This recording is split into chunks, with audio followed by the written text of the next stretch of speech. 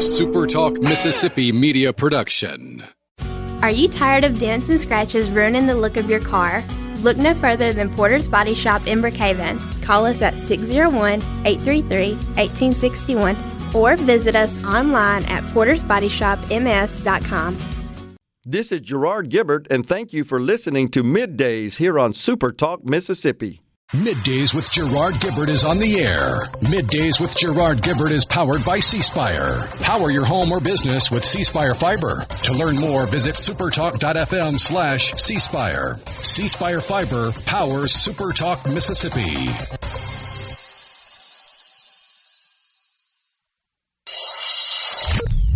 Get ready to go beyond the headlines and join a meaningful conversation with people from around the state. You're listening to MidDays with Gerard Gibert here on SuperTalk Mississippi.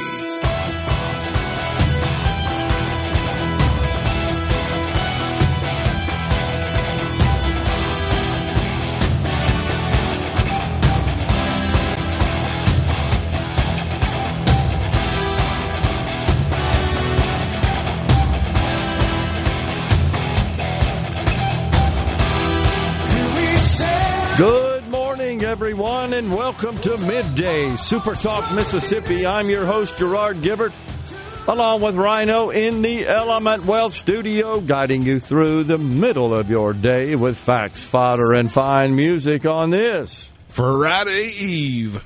Well, we had a good day yesterday in Gluckstadt, Mississippi, at the Ace Bolt and Screw location up there, just south of the Germantown High School. Man, what a booming area of the state of Mississippi, Gluckstadt, that central part of Madison County is. Really enjoy being out there. Enjoyed the discussions as well with the folks from Ace Bolt and Screw, their vendors, their staff, their team, the new owners of the company, as well as Ag Commissioner Andy Gibson. Shared his insights on what's going on in the world of agriculture, particularly in the state of Mississippi. And then also an engaging discussion with Bill Cork. He's the executive director of the Mississippi Development Authority, talking about all the, just a flurry of projects that Mississippi has secured over the last couple of years and more in the pipeline. That's the good news there. I look for some big announcements soon, as a matter of fact. So in the meantime, the markets are once again trending downward. The Dow's been down since the futures started posting this morning. Overnight, actually, down 487. Off the lows of the session, the NASDAQ down 6 points. It has been up, down, up, down. The Dow mostly down because United Healthcare missed on its numbers, top and bottom line. Its guidance was not very good going into the future. So there's concerns about that. Netflix up today. It posted a pretty good report. But that's what's going on in your markets. So still just a lot of confusion, hesitation, concern, uncertainty, anxiety about the whole tariff situation. So did I read this right? The latest? Now we got 245% tariffs? Is that what you saw? On certain products. Talking about China specifically. Right? So just seems like that every day there are new announcements. And that's, again, what's got the markets rattled. It's just really hard to take comfort in any sort of certainty or any information upon which one can rely to make business decisions. And that's really having its way with the markets at this point. We'll see where all that goes. Lots of other news going on. Senator Chris Van Hollen, what about that guy from the great state of Maryland? It's hard to even put it into words to just express how preposterous this is. This guy goes down to El Salvador. He's seeking to return who is just a bad person, this MS-13 guy that's got a rap sheet of all sorts of criminal activity. He goes down there to visit this deported illegal migrant. He didn't get very far, though. He hoped that he would get to meet him and also persuade the El Salvador government to release him and allow him to return to the United States. Abrego Garcia is being held in the Terrorism Confinement Center. CCOT, the acronym for short. Now, this is a prison facility built in the country of El Salvador, and intended to house the country's gangs. They have a big gang problem in the nation. And so the Senator Van Hollen asked the vice president if he could meet with Mr. Garcia. And he said, well, you need to make earlier provisions to go visit this center, this Terrorism Confinement Center, CCOT. And Van Hollen said, I'm not interested at this moment in taking a tour. I just want to meet with him. He said, well, I'm not able to make that happen. Now, why are the Democrats so obsessed, invest so many cycles in just pandering to and addressing what they believe are rights? I have a hard time even putting it in the same sentence, of illegals. They have rights. I mean, our Constitution grants rights to illegal people who are not. I thought it all applied to citizens. What am I missing there? You have to treat them like people. Okay, well, I mean, there's a humane aspect of it, but then there's a legal aspect of it. We can't help how El Salvador treats their criminals.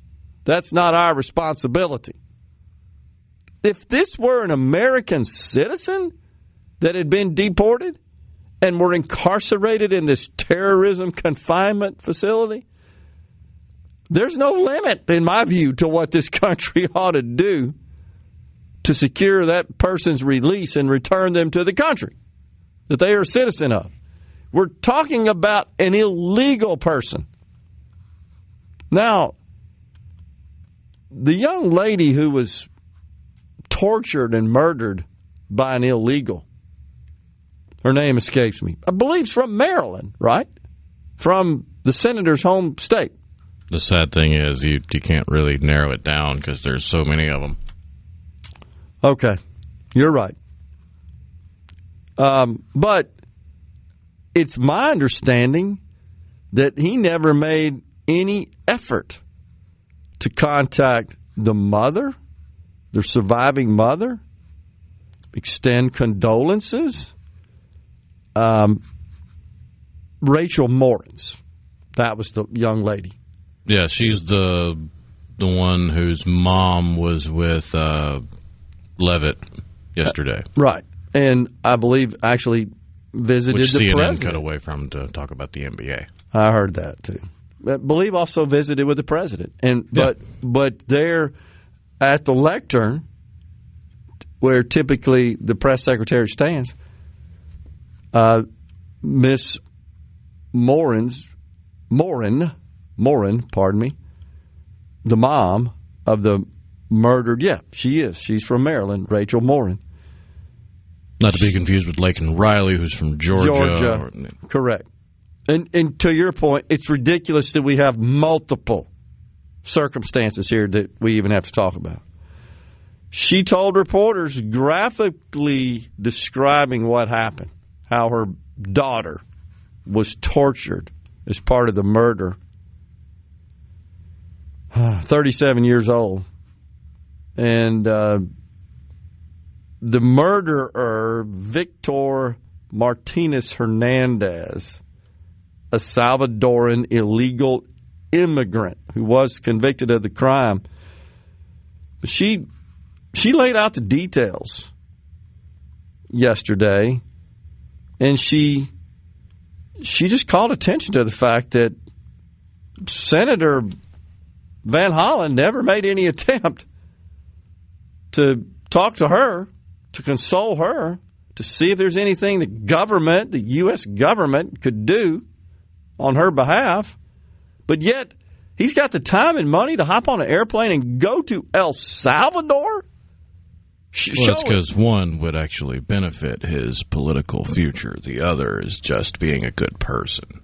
Well, the people who think that a terrorist should receive deference and priority from the United States government, and specifically a United States senator, over an American citizen who lost their own flesh and blood at the hands of an illegal, are freaking sick.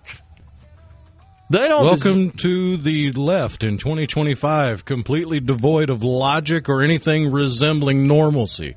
They don't deserve. They're all bat crap crazy. It's disgusting. It really is. It's totally disgusting. I'm just blown away. I'm glad to see that the senator's trip ended in failure. How stupid does he look?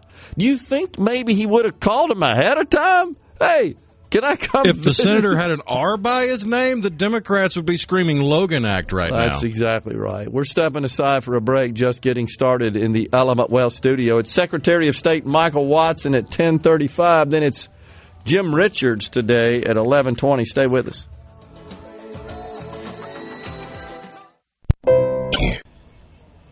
This segment of Middays with Gerard Gibert is brought to you by Covington County Hospital in Collins, where your health matters. Middays with Gerard Gibert. Let's do this. On SuperTalk, Mississippi. Let's go.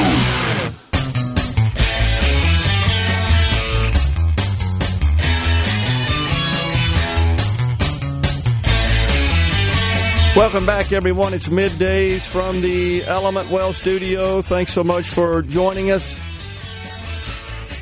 So you really do have to take note here, do you not, Rhino, that you got a U.S. senator that will not even reach out to a constituent, a mother of a constituent of his state, who lost their lives at the hands of an El Salvadoran illegal MS-13 gang member, but is perfectly fine with hopping on an airplane and going to El Salvador to demand to see this despicable person. This is not the same one who committed this heinous murder that we were talking about, but they're all in the same vein. This is a person who the president 2 immigration deported. judges found the guy to likely have been a member of MS-13, according to the outfit he was wearing, which was an MS-13 uniform, the people he was with, and a law enforcement informant pointing a finger and going, yeah, he's a member. This is his membership nickname. All of that's in evidence in immigration courts. Also in evidence in the judicial system are 2 concurrent protection orders from his wife, who's now on TV crying about bringing him home because he beat her. Unbelievable. I'll just say this is nothing but the Democrats another, are the party of wife-beating gangbangers now. It's absolutely right. This is another example, a continuation of what really got started at the point of the George Floyd incident. I mean, it's been going on a subtle, sort of more covert basis. It's out in the open now. Remember all the DAs getting elected all over the place that were perfectly fine to just let out, release, with essentially no convictions, no penalties, no punishment, no consequences, people who are breaking the law in this country. And victims are screaming out, what the heck? And they just ignored it. And this is another situation where, once again, we are decriminalizing criminal acts. We're pandering, deferring to criminals, yet we're vilifying demonizing victims. This is sick. It truly is. Should we be surprised? You know, we were talking a couple of days ago about this Taylor Lorenz. She, of course, used to be at least a journalist, I guess you have to call it that, for the Washington Post, right? She covered technology for the Post. She's the one Rhino played the clip the other day, was being interviewed by a CNN reporter about Luigi Mangione, the murderer, cold-blood murderer, in the wide open of the United Healthcare CEO. Caught on video. You guys all know about it. You've seen it. And she's laughing about it and defending him and rationalizing, trying to introduce some sort of logic around this idea that people are coming to this guy's aid. They're raising money for him. They're having rallies and protests in his defense. They're lionizing this guy. He's a cold-blooded killer. And they're trying to justify it. And so last night, she was on Hannity. And Hannity continued to ask her to just answer the question, do you think it's okay that we're praising this guy? Do you think these people, this is Hannity's language, that if you're praising a cold-blooded killer, you lack a soul, a conscience, and a heart? Well, what I would say, Sean, once again, is that I believe in free speech. I don't believe in things like, religious things like souls and all those things, she answered. Well, there's your answer right there. You're a dang soulless Democrat. That's what you are. You don't want to believe in God and any of the principles associated with Judaism, Christianity. Knock yourself out. I don't really care. But can't we at least agree on what's just moral and what's not? Nope. Forget religion. Take that out of the equation. I'm not suggesting we should, but I respect the laws of this country. You're not compelled to follow any religion or even have any religious beliefs. But you are required by law to be moral and to follow the law. You're praising someone who not only broke the law, they did it in the most egregious fashion. They committed homicide. That's just unbelievable. Hannity said, well, when you're brainwashed by the nonsense that comes out of the mouths of leftists, liberals, and idiots with D's by their names, you buy into that concept of relativistic morality, where there's no such thing as right or wrong. It all depends on where you come from and what your culture is and what you're feeling that day. That's the nonsense that fills the heads of every loser liberal on this planet. And I believe the more you see people like Ms. Lorenz and all of her various ilk who are praising a cold-blooded murderer, the more we're going to have. There'll be some nuts out there, you know that, just for the attention. Not that we already don't know a lot of people commit these crimes for attention. But you really amplify that when you make this guy into some sort of saint for committing murder. She said, you want to talk about the assassination of innocent people? I believe that the tens of thousands of Americans who die each year because of the lack of health insurance, that is, to me, violence in itself. That is assassination. So, let me get this straight. That's moral relativism. You're entitled. That's the brain rot of the left. You're entitled to health insurance. That's what they believe. If you're a citizen of this country, actually, you don't even have to be a citizen. We know that now. You're within our borders, and even to some extent outside of our borders. You're entitled to health insurance. Well, even if you don't pay for it, you're entitled to it. Now, I'm not professing against some form of maybe reasonable safety net here. But you know what? That doesn't mean I think you're entitled to it. You're not entitled to squat. You're entitled to what's in that Constitution, period, end of story. They just don't get that. Don't want to get it. But you've seen all the crazy memes and stuff going around with this Mangione guy. They've got him adorned as a dang saint. They've literally got a halo on him as a saint. He killed somebody. I mean, you really don't have to look that far back in our history to see echoes and parallels of the insanity of crazy people on the left. Just look at all the followers Charles Manson had. True. Which side of the aisle do you think they were voting for? That's absolutely true. This is, you want to know what the fundamental problem is in this country? What holds us all back? It's this moral decay. It's the moral rot in this country. It's people like Lorenz and Mangione. That's why we can't have nothing nice. I'm telling you. That's what it is. They literally justify the murder of somebody. You may not like United Healthcare and their policies and all that stuff, fine. Never, ever does that justify and validate the murder of somebody. Jeez. That's what they do. Well, there's two different ways you can look at it. Either they are sincere in their wickedness, or they're maybe a little smarter than we're giving them credit for, but in that intelligence, they realize they've pushed this ball too far down the hill, and there's no stopping it.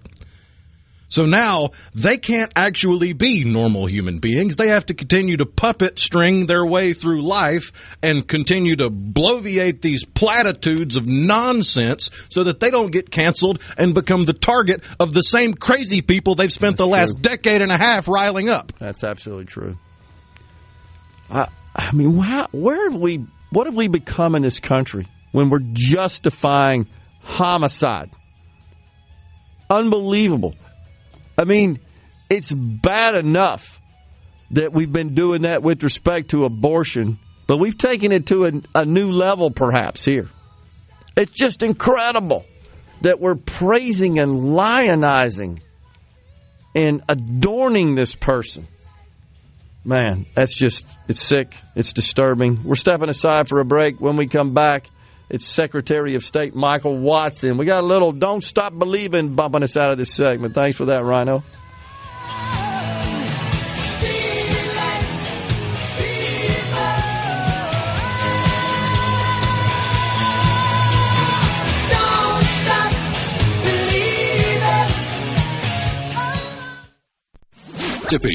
Middays with Gerard Gibert. It is on SuperTalk, Mississippi.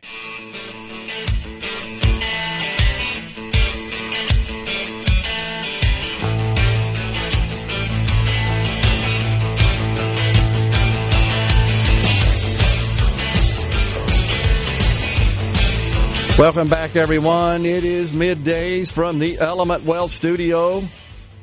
It's our pleasure to welcome now the Secretary of State of the great state of Mississippi, Secretary Michael Watson. Mr. Secretary, how are you, sir? Man, I'm well on the beautiful Gulf Coast, headed to Gulfport to talk to our friends at Rotary. So, oh man, it's a great day to be down here. Yeah, awesome. Good for you. Great. Yeah, it sure is, man. This time of year, riding along 90, looking to your south. At the coast, just beautiful. We're so blessed here in Mississippi with all the various topography and terrain, and man, the Gulf Coast is really something this time of year. Good for you. It is a treasure. It's low 70s today, beautiful sunshine, little breeze. So it is the Chamber of Commerce Day on the Mississippi Gulf Coast. Awesome. All right, so first we got runoffs coming up next week, right? Tell us about that. We do. Municipal runoffs. We've got some information coming out. We'll continue to educate our Mississippians on everything they need to know about the runoffs here coming up on Tuesday. Again, from 7 to 7. You got to have your ID, which has been fantastically successful here in our state. Voter ID has been it was a no-brainer when we put it into place, and it's continued to be. So we're excited about that. And you got some great runoffs, some contiguous runoffs. And I think it's so important to remind Mississippians, just because it's local and it's a municipal level, it's no less important than a federal election or a state election, because these are the ones that impact your lives much more quickly. So please do your homework. Make sure that you know what these candidates stand for and what they're going to bring to your cities in the future. So get out there, be prepared, and get to the polls. Little concern, Mr. Secretary, about it coming on the Tuesday right after Easter, how that might impact turnout. Yeah, we've seen a couple of these. In the old days, when we had runoff with 3 weeks windows, you would get that right before around Thanksgiving, which was tough. But we just got to elevate the importance and make sure people understand why it is so important that they go vote. And it's not just going to vote to be a part of the community. It's also making sure you're holding people accountable. So we got to get that message out and make sure people are turning out. And again, this is part of making sure they know that next Tuesday will be the runoff election. Yep. Got it. All right, so let's turn our attention to the SAVE Act. This recently signed into law. This was a proposal from congressional Republicans where it started to require people just to prove they're citizens when they register to vote. First, how big a problem has that been in Mississippi, if at all, and what is the process in Mississippi presently before the passing of this legislation? Well, I will tell you, we have sent information over to the Attorney General's office, and hopefully they will prosecute of individuals who should not have been registered. And I'll leave that at that, because that's an ongoing matter. So it is an issue. And I think when people think about, non-citizens voting in our elections, well, gosh, maybe it's just one or two. Well, how many times have we seen elections that have been tied or decided by one or two votes? So every vote matters. There isn't a number that's allowable to me. And I think it's important to remind Mississippians, back in 2019 when I was campaigning, this was one of our most important issues. And back then we talked about the non-citizens being allowed to vote in San Francisco school board elections. And people are like, well, that's California, they're crazy. And yeah, they are. Yeah. But, how many times we've seen that matriculate across the country? So we wanted to be proactive, reactive. Yeah. And Mississippi was one of the first states to do it. So I'm very proud of the legislation that we introduced and got passed. Thankful for the legislature and getting that done back in 23. And so it has been implemented here in Mississippi. So now anytime anybody registers to vote, their data is put through what's called DPS Verify. It's all bounced off the SAVE database. And so it's making sure that no non-citizens are allowed to vote in our elections. If a flag pops up, Gerard, in one of these security database background checks, the person has to prove their citizenship to the circuit clerk. They get a notice. They have 30 days to come in and prove it. And if they can't prove it, they do not go on the voter rolls. So that's already happening in Mississippi. We're ahead of the curve. And I've been in different states around the country talking about the progress that we've made and making sure that the integrity of the election process here in Mississippi is second to none.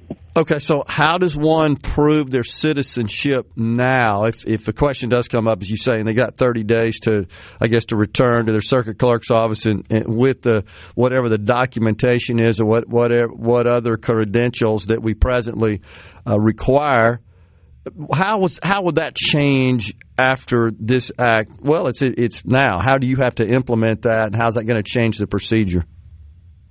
Right. So if they show up with their naturalization paperwork, if they show up with other citizenship proof, birth certificates, et cetera, that is allowable. And it's interesting, Gerard, I think one of the things that we have seen mischaracterized from the SAVE Act at the federal level that has now passed the House, if you look at Section 2, paragraph J, it talks about how states will be allowed, working with the EAC, to accept documentation. If folks can't find, the birth certificate, they can't find some documentation to prove it, the actual clerk or whomever they're registering to vote with will be allowed to receive other types of documentation, again, working with the EAC at the federal level.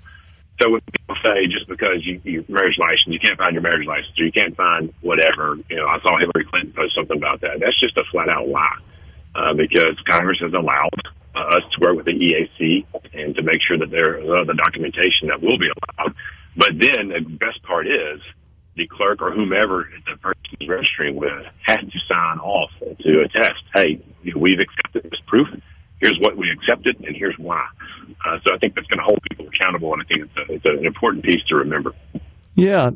In fact, just reading through some analyses of the legislation, it does indicate that a marriage license would suffice. I mean, if you have a birth certificate with one name on it, I guess, and a driver's license with another, because you've been married, my understanding is the federal law permits use of a marriage license to just reconcile between the two. Is that not correct? That's correct. And again, talking with the EAC, matter of fact, I was in D.C. Tuesday, meeting with the White House counsel on the executive order dealing with the elections. We also talked about the safe verification system, et cetera. Yeah. There's a lot of common sense baked in here that people just don't want to accept. Okay. And so when you talk about marriage licenses, et cetera, as we work with the EAC, these will be documentations, pieces of documents that would be allowed to be received. But again, here's the important part. You've got that check on the back end that the clerk or whomever is receiving it has to attest, hey, this is what I accepted and this is why. Yeah. So, again, holding people accountable. Yeah, that makes sense. So are you going to have to make any policy or procedural changes as a result of this new law? Here's my one concern, and we voiced this at the White House on Tuesday. There were 4 secretaries there that I invited to visit. One of the things is this is going to put a damper. It's going to damper, online voter registration that I think north of 40 states have. We do not have that in Mississippi, but 40 other states do. It's going to dampen folks mailing in their voter registration. You're going to have to show up with proof now. So that's something we're going to have to work through. That is an issue that every state is going to see at some point, sometime, and to some degree. So I do think that's going to be one of the issues. The second piece is, Gerard, if we've got to use the safe verification system right now, you can only enter one name at a time. And so we talked to, again, the White House with that about how do we do batch verification? How do we get the Social Security death match? How do we get all these things that we need at the state level? And, oh, by the way, for free, we don't need to pay for these services when we're registering people to vote.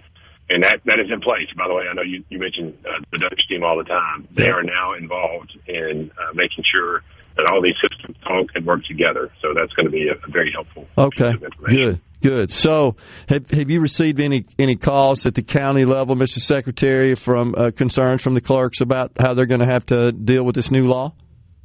We haven't yet, and I think the best part about that is they're already doing it. We're having the verification process on the back end. It would be a little bit different to bring in documentation on the front end. Yeah. And that's one of the things we talked to the White House about. Look, this system in Mississippi is going to be fantastic. It's working already.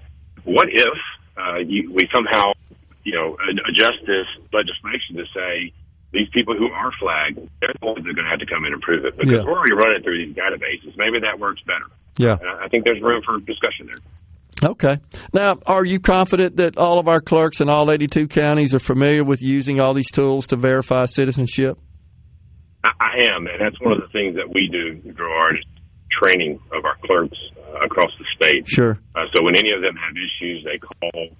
Cochran Patrick in our office does a phenomenal job. Laura as well. The whole team in elections has built great relationships with our clerks, as you well know. I did an APC tour meeting with all of our clerks and our elections commissioners to let them know when you've got issues, there's got to be an open line of communication because elections takes a time period. Yep. Got to speak up. Everybody wants it right. You just got to speak up. When you encounter some sort of sticky situation you're unsure about, it's no shame in it. Speak up and let's get it right. Yeah. Well, that sounds good. So we got about 30 seconds left. I feel like we're ahead of the game relative to a lot of states with respect to this law, Mr. Secretary. Not a lot of changes on our part. I am so proud of the work that we've done to make sure that only United States citizens are voting in Mississippi. We got this done years before this, and so it's just fun to look at Mississippi and say we are a leader in this space. So really proud of the work we've done. Always good to talk to you. Have a good one down there at the Rotary. The Secretary of State, Michael Watson, has been our guest. Appreciate it, Mr. Secretary. I'll tell him you said hello, Gerard. Take care, buddy. You got it. Thank you, man. We're stepping aside for a break. We're coming right back with more. Don't forget, we've got Jim Richards at 11:05. He's the president and CEO of KLLM Transport Services.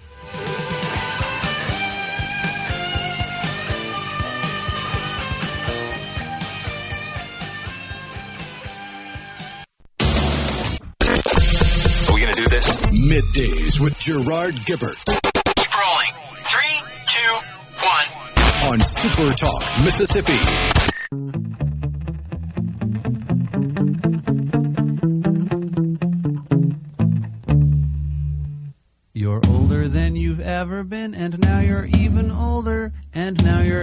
older, and now you're even older. You're older than you've ever been, and now you're even older, and now you're older still.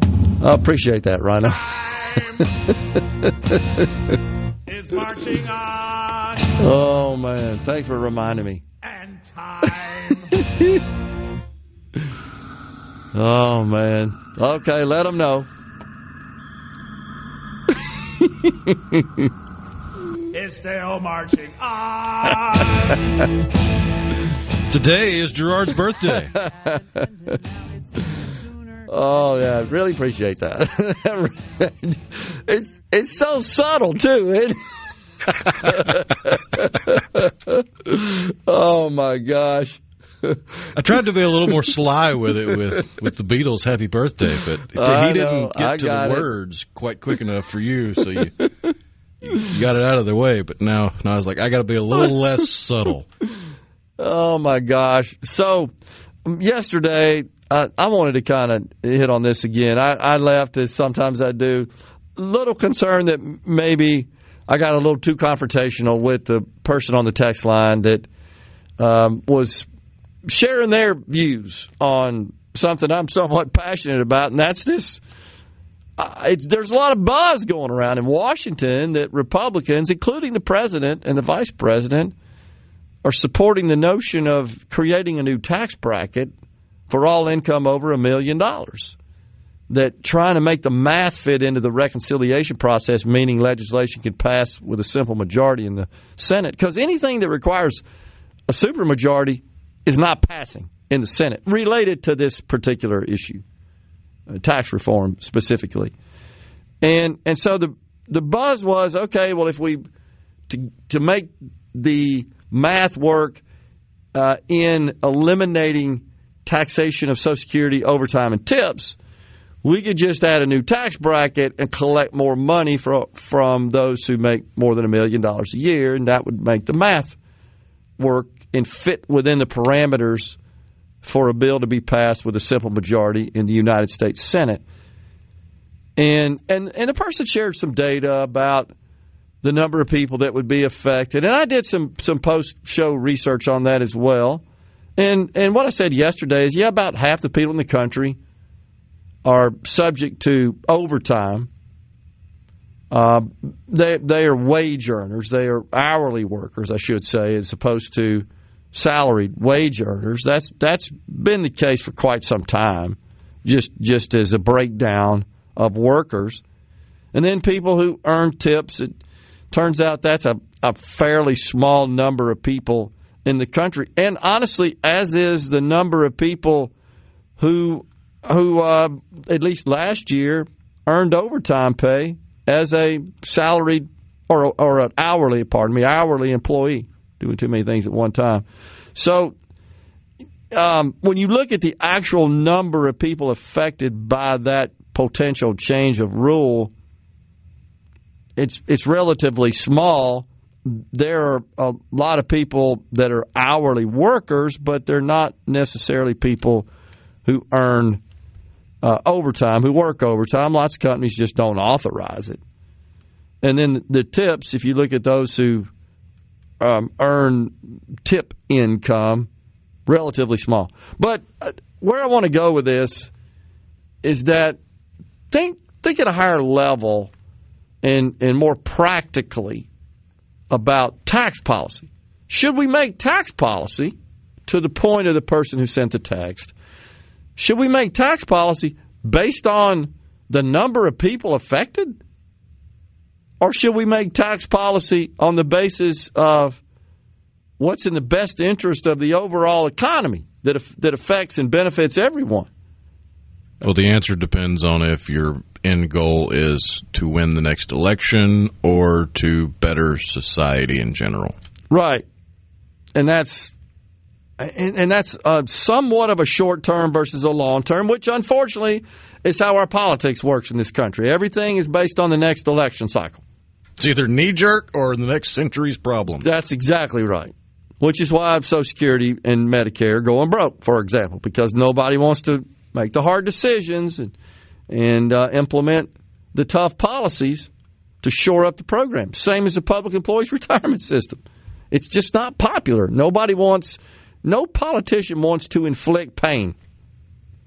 And so if this is seen as, well, I can help this many people with this policy, direct benefit, and I mean direct, as opposed to this many people with this policy who would be affected directly, but indirectly that would affect everybody. And that's the point. Our tax policy, in my view, should be done and should be crafted on the basis of what the minimal amount of money is needed to fund the constitutionally appropriate functions of government.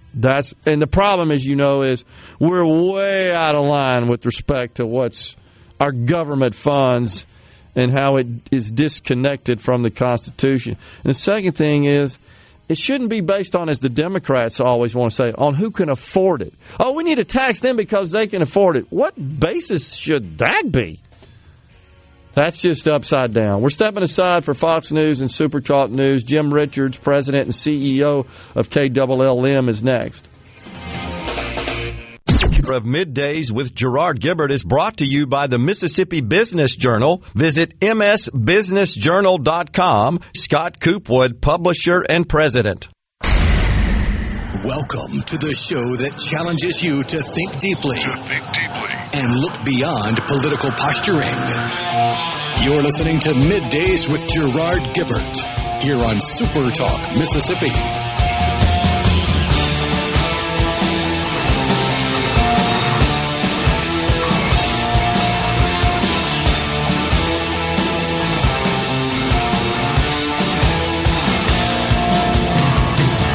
Welcome back, everyone. It is Middays. Hour 2 of the program is live from the Element Wealth studio on this Good Friday Eve. That's exactly right. Appreciate that, Rhino. It's our pleasure to welcome now Jim Richards. He is the president and CEO of KLLM Transport. Jim, my good friend, good to see you again, sir. Gerard, good to see you, especially on your birthday. Oh, appreciate that, man. Thank you. So, full disclosure to the audience, Jim and I play golf at the same place. Jim most recently was our president out there at Annandale Golf Club. Did a fantastic job. Appreciate all of his efforts and works. Your leadership was fantastic. Thank you, sir. Well, absolutely. And, I love that place, and I think most of us that are members there love it. And it's a lot of fun to put some passion into something that you love so much. Absolutely. All right, so tell us about how the transportation industry is doing these days. Transport industry, really, is more appropriate. I got to tell you, I'd much rather be in the radio business. It's in all honesty, it's been the toughest 2.5 years of my entire career. Huh. I've been in this business 38 years. I've never seen a recession as far as freight goes like what we've experienced over the last couple of years. A lot of bankruptcies occurring now. Most of us are skinnying down and just trying to get to the other side. So when things do improve, the strong will be there and will benefit from it. But it's been a very, very difficult couple of years, primarily driven by two things. Number one, oversupply of trucks in the marketplace. So there's a supply-demand imbalance, and at the same time, you've got too many trucks in the marketplace due to inflation. We've seen, believe it or not, food consumption and food, not necessarily consumption, but purchasing habits change, which has certainly taken down a lot of the demand. Most of our customers, which are Fortune 500 food customers, are all down 15-20%. Okay. So, Jim, is your entire fleet of refrigerated carriers? Yes. We run about 4,000 trucks, all refrigerated. About 98% of what we handle is food products. The remainder is pharmaceuticals. Across the whole country, right? Across the whole country and into Mexico as well. Okay. Yeah. So just an overall decline in demand. We've seen buying habits change at the grocery store level for the first time in my history. Normally even in times of inflationary periods, you see maybe some changes in product mix, but you don't necessarily see a decline in volume. And we've actually seen a pretty good decline in volume. That's unusual, isn't it? It is unusual, very unusual, and I think what you've seen is the majority of the country, 65% or so, being paycheck to paycheck. Those wives they've started purchasing different. Okay. They're not buying individual meals every night. They're buying lunch meat that they can serve multiple meals for, and those kind of things. And quite frankly, they just got to a point where they ran up against a brick wall. Savings are depleted. Credit cards are maxed out. They're paycheck to paycheck, and they had to make some adjustments. So is this the sort of information that your customers are sharing with you, these big companies that create these products? Are they telling you that what we're seeing is consumer changes? Absolutely. Interestingly enough, got a little statistic there. So Tyson Foods is our second largest customer, and typically when prices are high, people move from a protein perspective. They move to chicken versus beef. Tyson closed 7 plants last year. Volumes are way down. Kraft is our third largest customer. They have lunch meat, hot dogs, pizzas. Their volumes are up. So we've seen a product mix change, lower cost products that they can serve multiple meals on, and we've seen just a shift from a lot of individual meals to multiple meals being purchased. What's their outlook? Do they see anything breaking there to improve the situation? Unfortunately, I was out in Palm Springs a couple of weeks ago at our food shippers conference, and all the big guys were there. And for this year, they don't see a whole lot of difference. Not a lot of light at the end of the tunnel. So we're hunkered down, and we've reduced cost as much as possible over the last couple of years. Continue to watch costs very closely, and but not been able to get an increase from our customers in the last couple of years at all. And I can only, you can only imagine what we've experienced in cost increases. I mean, prices of trucks, prices of trailers, insurance, everything's been double-digit increases with no ability to pass those costs on. So it's been a pretty difficult couple of years. The price of fuel, we've seen some little relief there, huh? We have. We've seen relief there. And you know, the larger fleets like ourselves that are aligned with, your Fortune 500 customers, we all have a fuel surcharge in place that protects us from the rising fuel prices. So we've been insulated from that pretty much anyway. But it's certainly, the relief certainly helps. We're probably about 10% exposed. So as many miles as we run, as many gallons as we purchase, even 10% helps. I'll be darned. Are you hearing the same sort of concerns and just downturn in overall revenue from other transport companies, or it just depends on the industries you serve? No, absolutely. It's been an industry-wide event that has really been going on for about 2.5 years. We've seen some improvement lately in flatbed, and I think you'll continue to see some of that, especially with tariffs. When you start seeing plants built here in America, then you're going to see much more infrastructure being built. So I think your flatbed industry will probably see the recovery quicker. The reefer business, which is what we're in, the refrigerated business, probably see a little quicker than what you would see in dry van related commodities. Dry van, they a lot of what they handle are electronics and things that are not necessities. They're luxuries, if you will, and that's probably the last thing that you'll see come back around in an inflationary period. Okay. Well, I know our mutual friend Martin Holmes, who's in the flatbed business, right? Holmes Trucking. A little shout out to him. And he carries a lot of those big transformers, and I think Howard Industries historically has always been one of his big customers there, and just wondering how that's affecting his part of the industry as well. Yeah, Martin and I had lunch last week, as a matter of fact. He's a great friend, and they've seen the improvement in their side of the business, and they continue to do better than the other modes in the industry, so good for them, and they run a good, solid company and have for a long time, so but it's been good for them. He and his brother Jack, absolutely. Carter, his son, we're involved. What about the tariffs, Jim? How has that affected your industry, if at all, and what's your outlook on that? Tariffs, it's the talk of the town. I was up in Indianapolis with the Penske folks a couple of weeks ago, and of course they're the largest Freightliner dealer in the country. They own about 50 Freightliner dealerships, and of course they were talking tariffs and the impact that would have. And I will tell you that initially, the only thing that we have seen is increased equipment prices. As a matter of fact, Peterbilt sent in last week. We got a price increase relative to tariffs of about $7,000 a truck, which is very significant. Based on that, we pushed out some orders to try to let the dust settle on this tariff situation. I do think that long term, especially for our industry and for the country, I think long term it's a good thing. Bringing more production back into the country certainly would. It's going to change the supply chain. You're going to see a lot more plants built, a lot more warehouses built, a lot more product moved within the country. So I think long term it could be a great thing for us. It's just going to take a little while to get there. I do know, President Trump's a smart guy, and I've had the opportunity a couple times to spend a couple of days with him, and I will tell you that he's a very, very smart guy.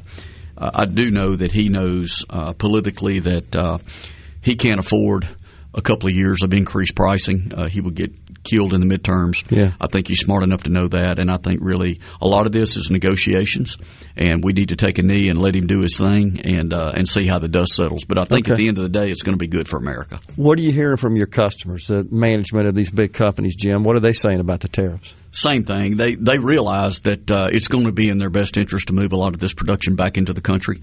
A lot of our large customers, produce in Mexico and Canada, and I think you'll see a lot of that product come back into the country. And I think they see this as long-term the best way to approach this. So I think you'll see groundbreaking of a lot of plants, total restructuring of supply chain, a lot of warehouses being built. All that is jobs. All that is good for the flatbed folks as well. Yeah. But I think that you will see a bubble coming in the near future of a lot more industry moving back into the country.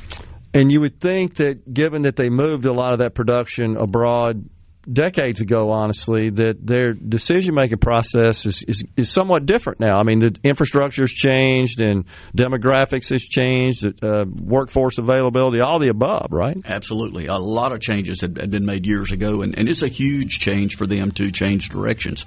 A lot of these companies are huge companies, and it's just not something that happens overnight. But we're seeing plans already being made, and I think you'll see some pretty quick groundbreaking on some pretty significant infrastructure. Sounds good.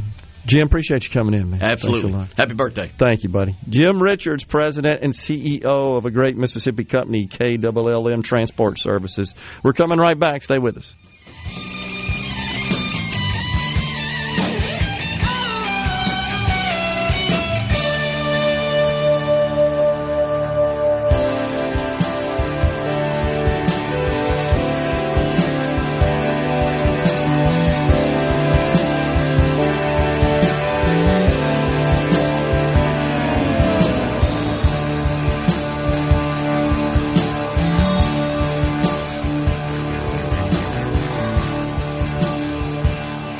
Patriotism is Middays with Gerard Gibert. What? This is so awesome. On SuperTalk Mississippi.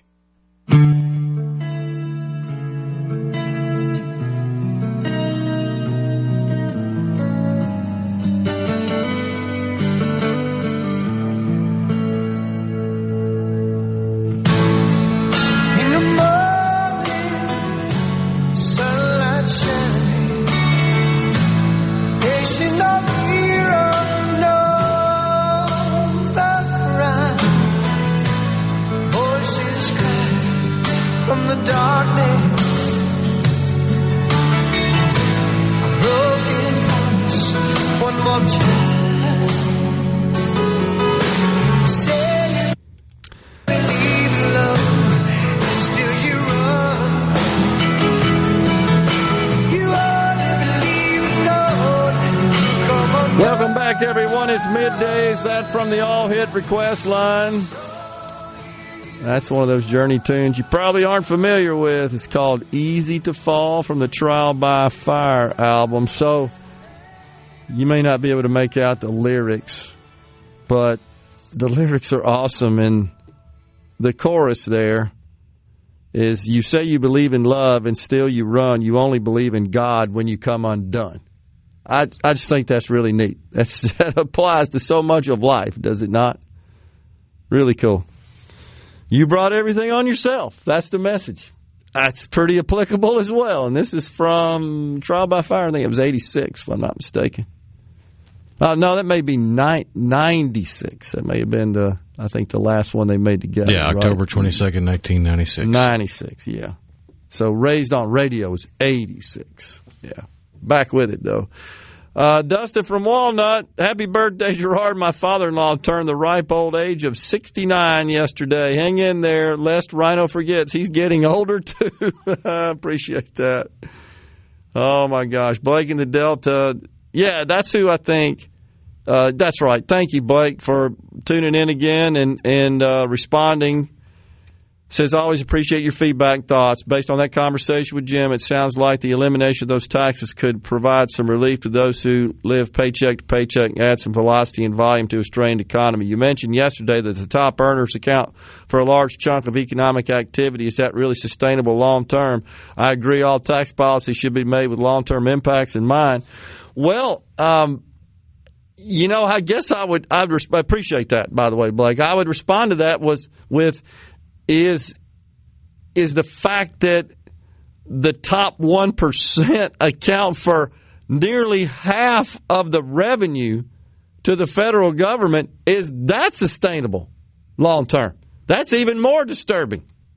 We literally rely on, if you think about the number of households in this country, I believe there's about 121, 122 million, check me out on that, households.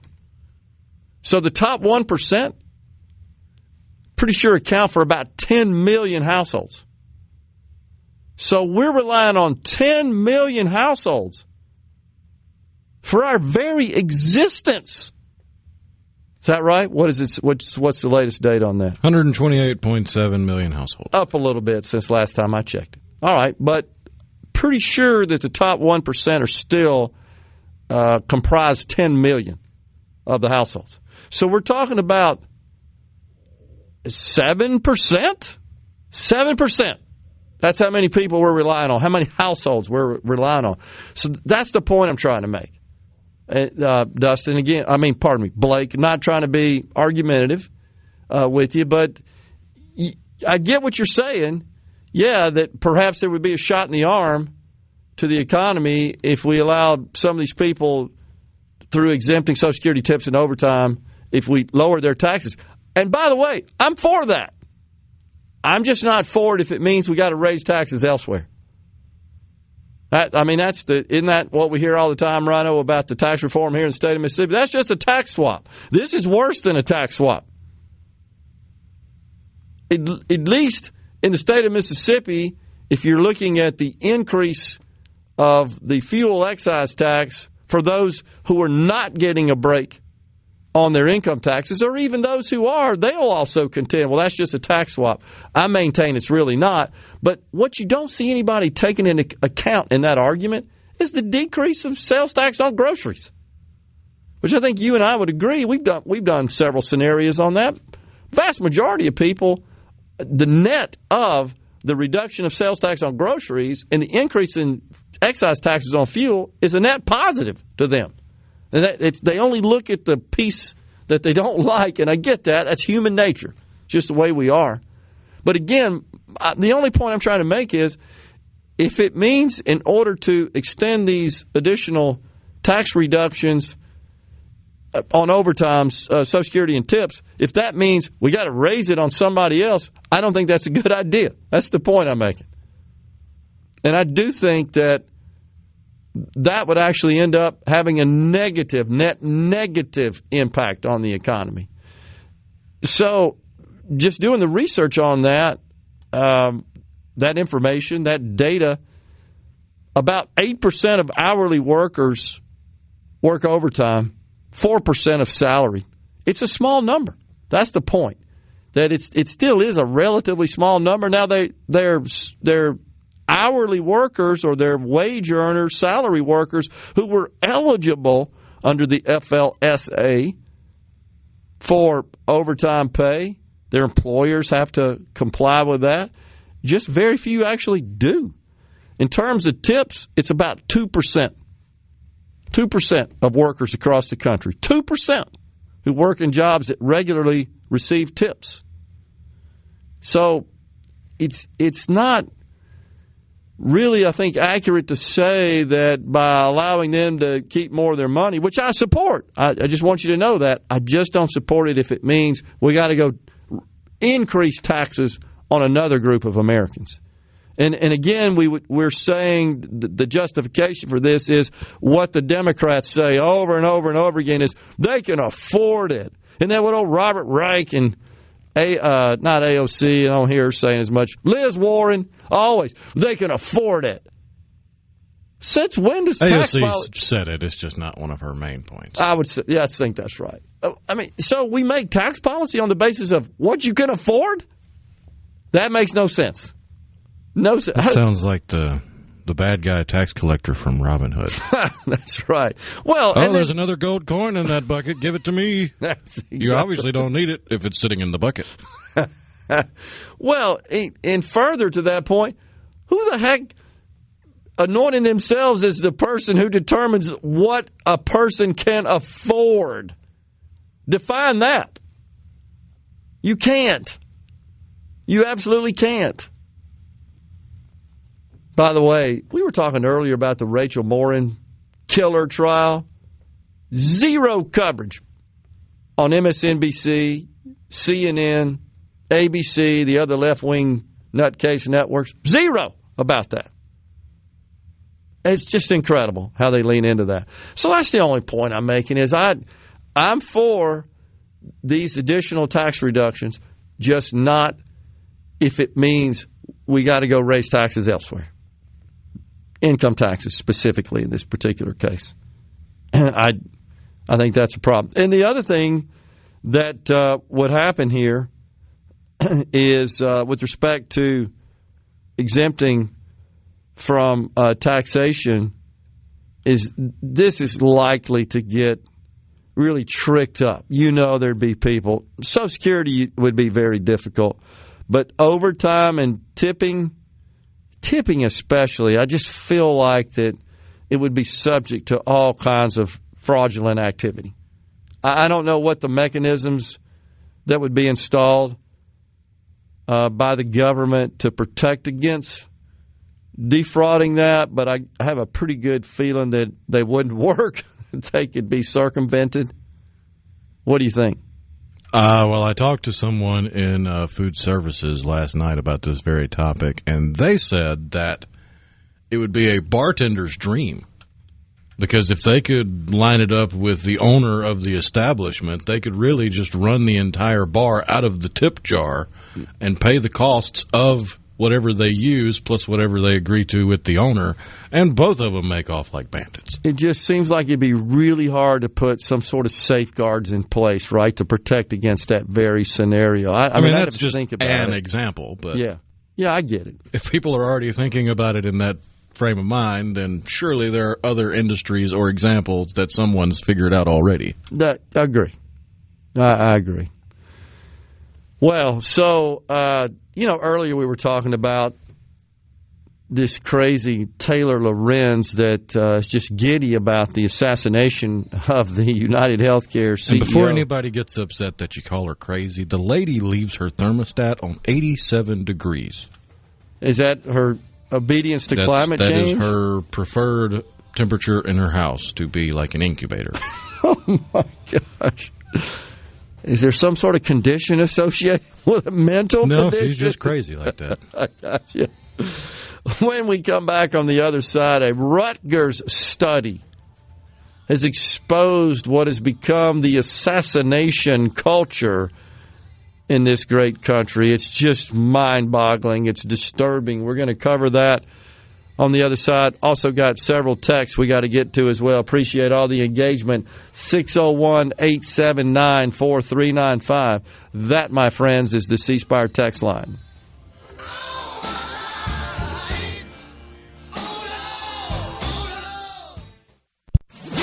Attention, adoring fans! It's time for Middays with Gerard Gibert on SuperTalk, Mississippi.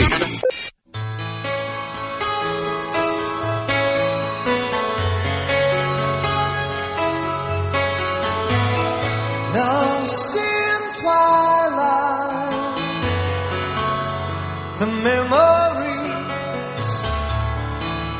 precious moments, you and me. We've been old friends all through the years. Picture postcards, sharing tears. What's in our hearts, there's never time to say. You get tonight, love it a better way. I've seen your city lights as I walk away. Can't this night go on forever? From the Raised on Radio album, 1986, Why Can't This Night Go On Forever? It's a pretty cool video, too. Kind of a... It's not goofy. Like so many of the early days of the videos were, music videos were. We're back with you in the Element Well studio. Again, thanks so much for joining us today. We've got today on In a Mississippi Minute with Steve Azar, you'll hear an interview with a communications expert and motivational speaker, Randy Harrington. In a Mississippi Minute with Steve Azar is presented by Superior Catfish. Remember, there's catfish, then there is Superior Catfish. It's U.S. farm-raised catfish with homegrown flavor. Ask for it by name at your favorite store or restaurant. Go to SuperiorCatfish.com for more info. Debbie in Hattiesburg asks, when we were talking about Senator Chris Van Hollen from the great state of Maryland taking it upon himself to travel to El Salvador seeking to meet with a criminal, an illegal criminal who was deported by the president, I believe, rightfully so, and within our laws. But the left doesn't see it that way. Bringing back now. We want more murderers, right? We want more terrorists and gang members. Yeah, that's what we need. Unbelievable. Debbie asks, as the senator from Maryland visited Rachel Morin's mother to offer condolences since she is one of his constituents. No, that's exactly what we were talking about, Debbie. He has seen to provide deference, if you will, to this illegal criminal. He would rather go to El Salvador to protect this MS-13 terrorist than he would to take care of his own constituent. Unbelievable. A mother of a daughter who was brutally, horrifically murdered by one of these illegal thugs that Joe Biden let into the country and kept telling us the border's secure. That Mayorkas, you could just slap him, man, every time he said it, because he repeated it. He doubled down. He tripled down. He never accepted and acknowledged that there was ever a problem. Neither did old Karine Jean-Pierre every time she would be asked about it at the podium as the White House press secretary, just lying about it, honestly. Disgusting. But, man, has that ever changed? The president promised he was going to get control of the border. You certainly have to credit him for that. What a dramatic turnaround we have seen. And all it took was a little focus and a little interest and ambition and desire. No, the border's open. We're going to close it. We're going to put the people in place, the resources necessary. We're going to abide by the law and give them all the tools they need under the law to secure our borders. I really do believe just the messaging itself, which was strong and stern, don't come here. We're going to find you and we're going to kick you out. We'll send you to this terrorist in camp in El Salvador. I think it was brilliant, honestly. And again, just a little focus, a little attention, a little desire to comply with our law and be a leader in that respect, rather than looking the other way and just lying through your teeth every time you address the public about it. Which, by the way, did you see old Biden surfaced again? Is he crazy? You know the Democrats are saying, please go away, please go away. He did. President Joe Biden. A couple of days ago now. Yeah, a couple of days ago. He, of course, in keeping with his prior 4 years, made absolutely no sense. Just rambled. Said something about, what did he say? Something about colored boys or some crazy crap like that. Unbelievable. He, I guess he was kind of reminiscing. Is that what you'd call it? He made a fool of himself and his party. I think you have to actually be able to remember to reminisce. Well, that's true. His brain's so full of BS, there's no actual remembering. It's just trying to piece together all the nonsense that he's bloviated over his entire adult life. Well, he said, here we go.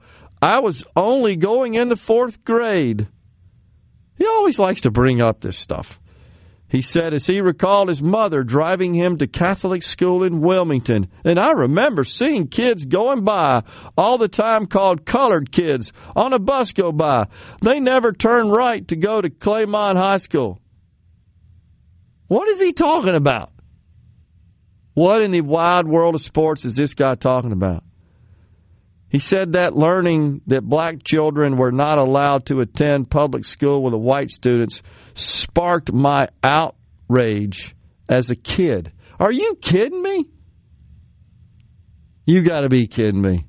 That sparked his outrage as a kid? Why is he bringing all this stuff up? He went on to say Social Security is more than a government program. Boy, their Democrats are hanging their hat on this fear-mongering about Social Security. It's a sacred promise.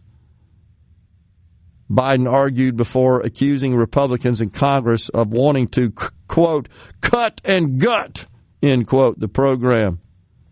Who the hell do they think they are? Went on with that. Oh, what's the dummy, Walter? Yeah, that Walter scowl on his face. Oh, man. I will not go further. I'll get in trouble. He's still playing that game. Dude, you're out of office. You're irrelevant. Say whatever the stupid crap you want to say. Nobody's paying attention. Unbelievable. Well, if he goes too far, he'll get another op-ed from George Clooney telling him to be quiet. Well, that's true. Boy, they're left still mad at old Clooney about that. He did some interview yesterday, and bless his heart, give it up, dude. That dye job did not look anything close to natural. I agree. Man. Marion Greenwood says, how many times have Democrats gone to other countries to help release Americans? That's a good point, Mary. None that I can think of. I think Dennis Rodman is a Democrat, so that technically counts. Okay. Yeah, that's true. Why is no one on the right talking about the UK Supreme Court ruling that a woman is someone born female, says Mose. We may not have covered it, and I apologize if we didn't. We had the remote yesterday because that happened the day before. But that's absolutely true. What Mose is saying there is their government has done what it took this president to do through executive order, which means that it's technically temporary. It could be changed. God forbid we get another Democrat in the White House that issues executive orders essentially rolling all that back and returning to the Biden executive orders, which were, no, we don't make distinction between biological males and females. It's all about, as you like to say, how one feels. Gutted our Title IX protections for women, for real women, that is. The UK says, we're not playing that game anymore. And real simple definition. If you were born as a biological male or female, that's what you are for the rest of your life. We don't care how you may chop up your body, essentially, or what drugs you may ingest, or how you may dress and act and think and talk. Doesn't matter.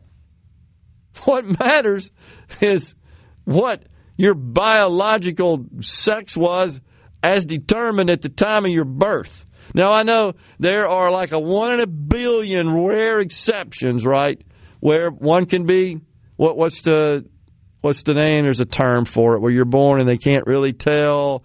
And the generalized term is androgynous. That's but there's a medical term for like the 7 different super rare chromosomal sequences. And but even then, it's a determining factor of, all right, which one of the 2 is more prevalent? And a decision's made often, right, at that point. Yeah. And it's based on scientific evidence and just observation and examination, right? And all that factors into how the physician may make the whatever adjustments they make to send that person on as the proper gender, proper sex, actually. So, yeah. But in general, the UK got it right here. How you're born is what you are until you die. That's essentially what they said. That just doesn't seem to be that hard. And I think that's widely supported in this country, even by people on the left. We're coming right back in the Element Wealth studio.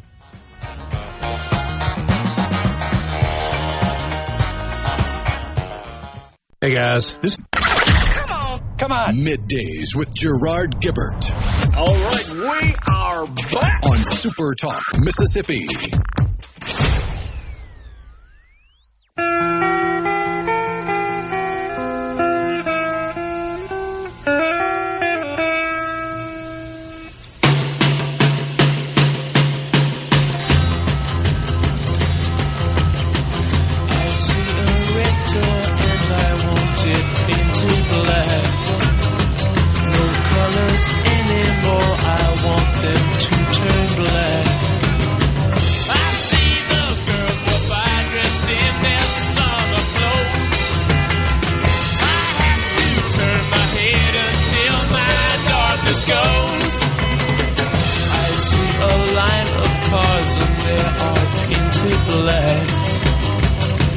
Welcome back, everyone. It is Middays.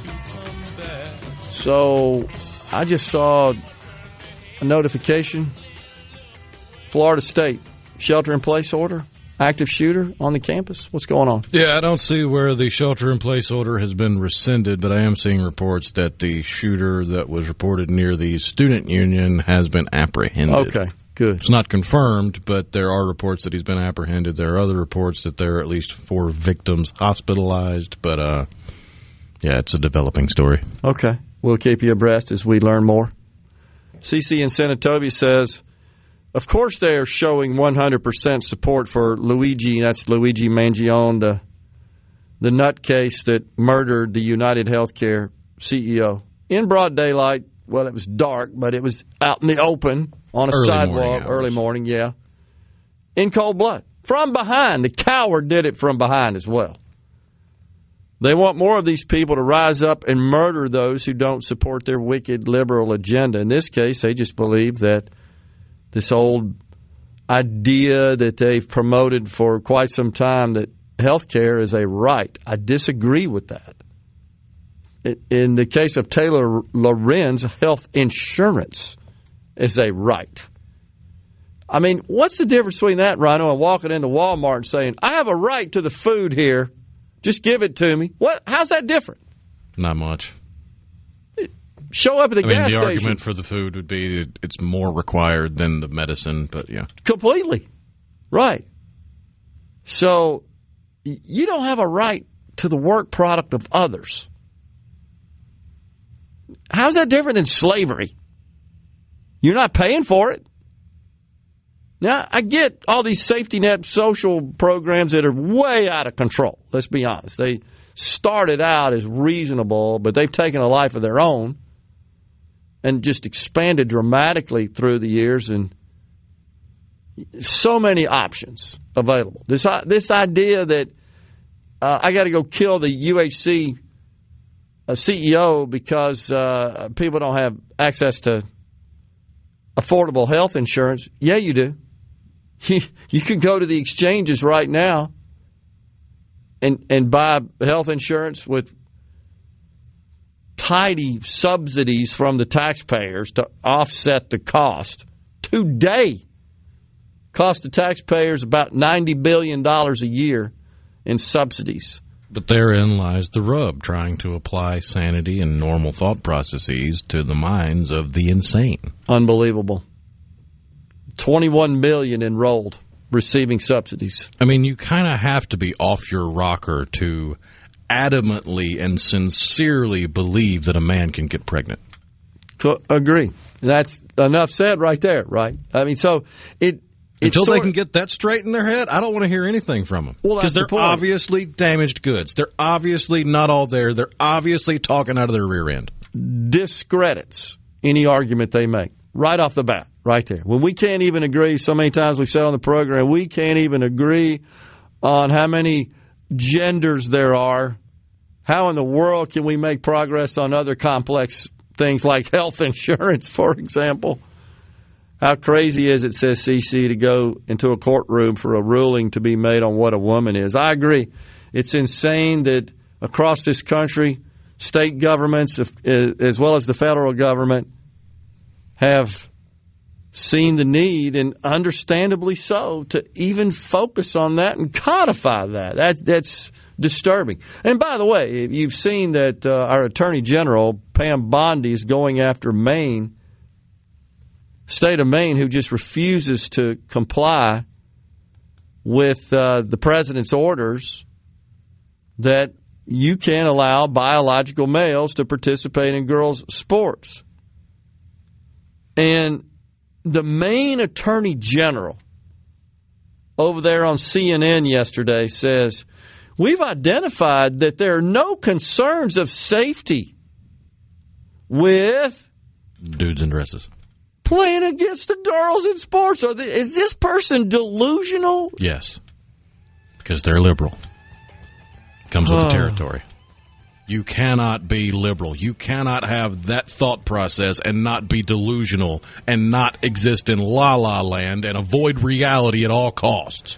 The AG says that they've been working through to understand, I'm quoting now, what, if any, problem really exists with the participation, if some of the harms that are being alleged really are of some concern. Alleged? Well, tell that to the young lady who has permanent damage as a result of a volleyball coming at her from a dang dude in a dress. Tell that if to she her. wants to have a boxing match, I'll put on a dress and we can settle this argument. Unbelievable. We're stepping aside for Fox News and SuperTalk News. Coming right back with another hour of Middays from the Element Wealth Studio.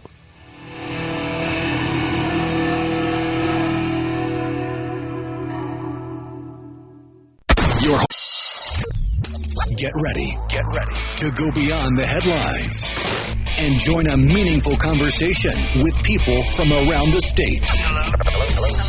You're listening to Middays with Gerard Gibert here on SuperTalk Mississippi.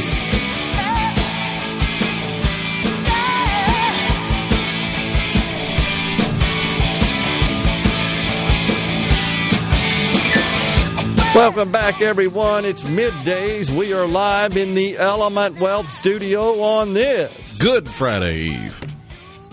So, yeah, the word I was looking for, and Rhino shared it with me on the break, hermaphrodite.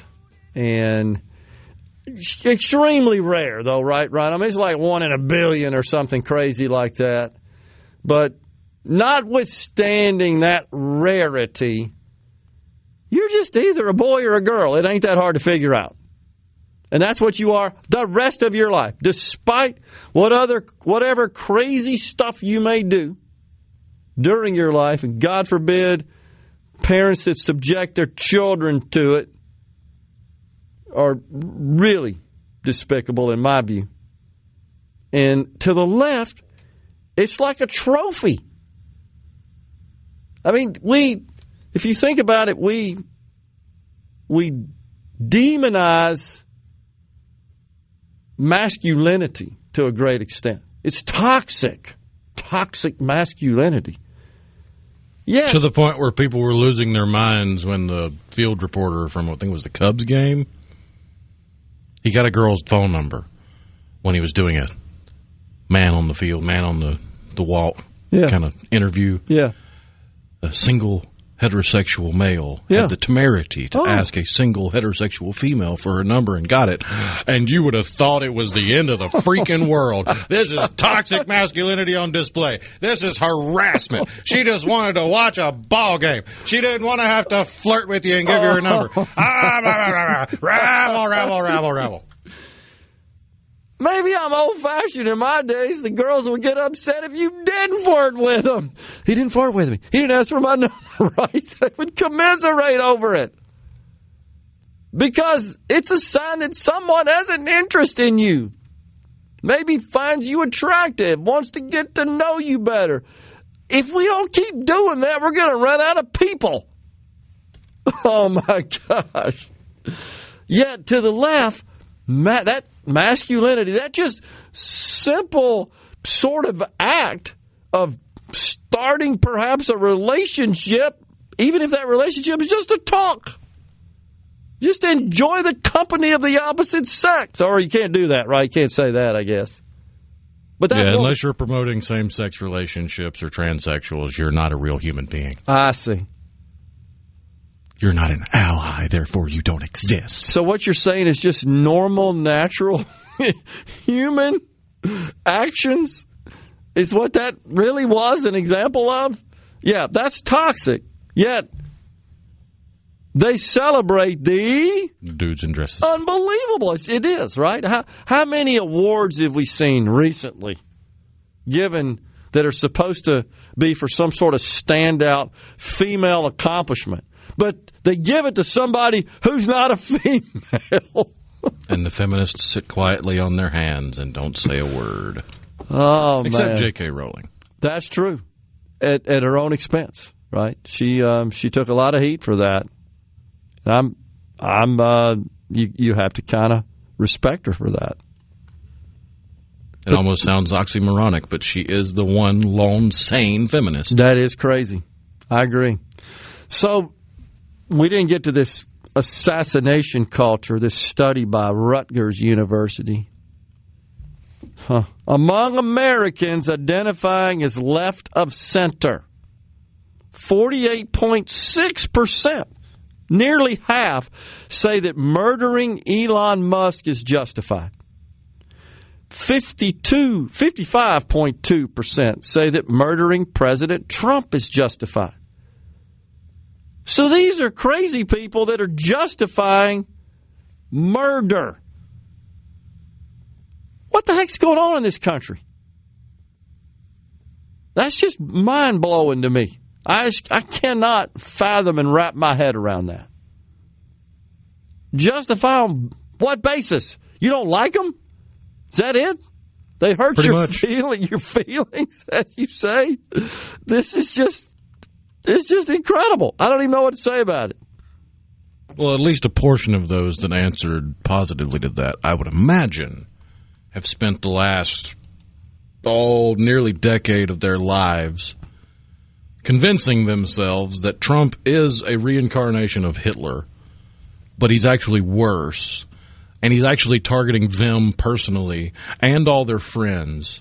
And if you don't believe them, well, then you just hate them. Unbelievable.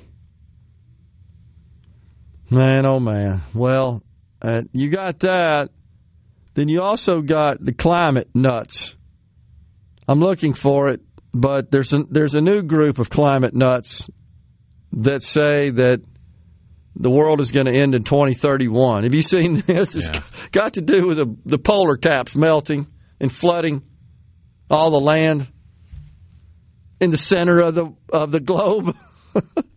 I can't remember the name of the group. It had an entertaining name, though, this cult that says the world's going to end due to melting of the polar caps. I'm sure at least one member has a shrine to Al Gore in their home.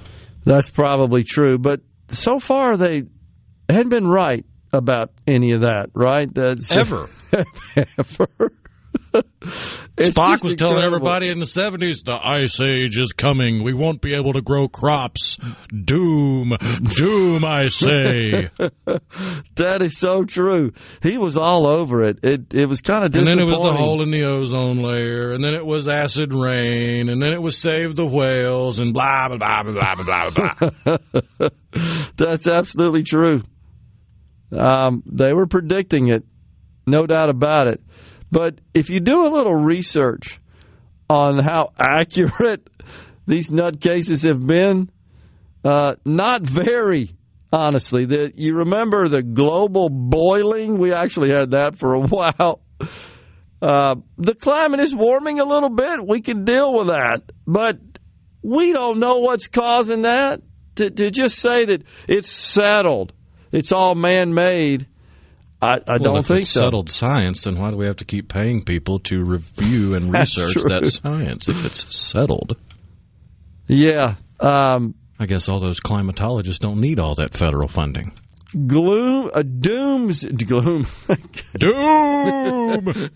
Doomsday glacier is melting faster than scientists thought.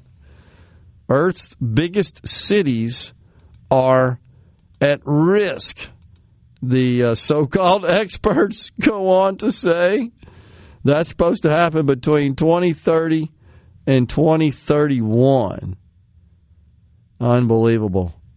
Let's see, what other predictions didn't happen? There would be no snow on Mount Fuji. There would be no ice for the polar bears. That's right. That's exactly right. Al Gore, entire ecosystems of penguins would go extinct. Polar bears are going extinct. That was one of them. Coastal cities would be flooded by now. That's what he said. Al Gore did. Got a Nobel Prize for it, too, which pretty much discredited and diminished any value of the Nobel Prize at that point. 75% chance that the Earth would be underwater because of the entire North Polar ice cap is going to melt in the summer months. 7 years. That's what Gore said in 2009. How'd that work out for you there, Al? Unbelievable. I'm fairly certain that was the plot to the Kevin Costner movie Waterworld. And you know what else is true about polar bears? The population has actually increased. It's and they aren't the cuddly creatures you see in the Coca-Cola commercials. That's true as well. Oh, my gosh. They will mess you up. Food shortage. That was another one. Obama even said that as president. Our changing climate is already making it much more difficult to produce food. Really? Tell that to the farmers who are producing so much they can't give it away, literally. Yeah, there's this simple thing about plant respiration. They breathe in CO2 and expel oxygen, which is the opposite of what human respiration is, where we breathe in oxygen and expel CO2 as a byproduct. So if the CO2 is rising in the atmosphere, that means the plants have more to breathe. And if you look at the historical archaeological record of plants thriving during higher concentrations of CO2, it's almost like this all gets blown out of proportion. So, don't pay any attention to the forests and human artifacts found underneath glaciers that are melting. Well, how did they get there? I thought these glaciers have been here for eternity. But this system of CO2 and oxygen, didn't we learn that in the third grade or something? Yep. Did they? Unless in the third grade you were too busy, or the teacher was too busy trying to tell you that boys can be girls and girls can be boys, That's and that true. you're all just trans. Embrace the rainbow. True. Then maybe they didn't learn these cycles. Oh, yet we spend, like the president points out all the time, spend more than any other country on our public education per student. Yet some of these people obviously were not present in class when you learn that just simple fact about nature there with respect to oxygen and CO2. We're stepping aside for a break, coming back in the Element Well studio. Covering the stories that matter most to Mississippians. Gerard Gibert. Middays with Gerard. SuperTalk, Mississippi.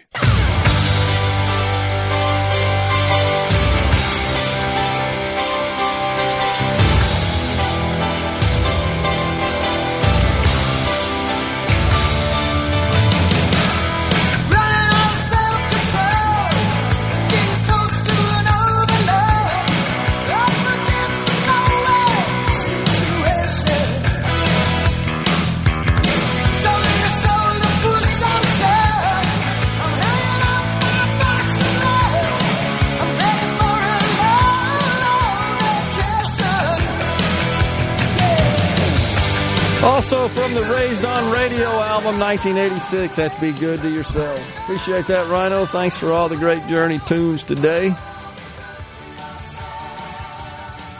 Well, the Harvard University is in a little bumble with the administration. They say they ain't going to change.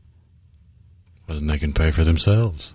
After the Trump administration froze $2.2 billion in grants, the president of the august university said, "No government, regardless of which party is in power, should dictate what private universities can teach, whom they can admit and hire, in which areas of study and inquiry they can pursue." Inquiry. That's so academic sounding, isn't it?